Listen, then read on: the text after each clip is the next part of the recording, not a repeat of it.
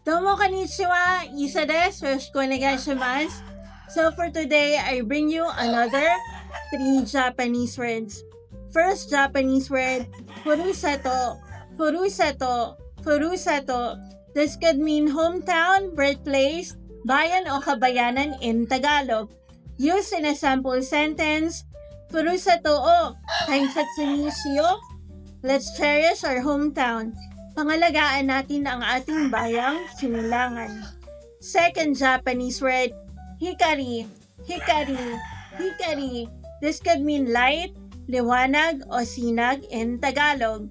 Used in a sample sentence, Dareka no jinsei ni hikari o atairu yo. Let's give light to someone's life.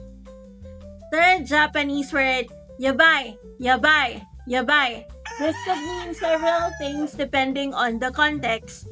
This could mean dangerous, risky, awful, terrible, crap, and at the same time, amazing or cool. Direct translation in Tagalog can be hala.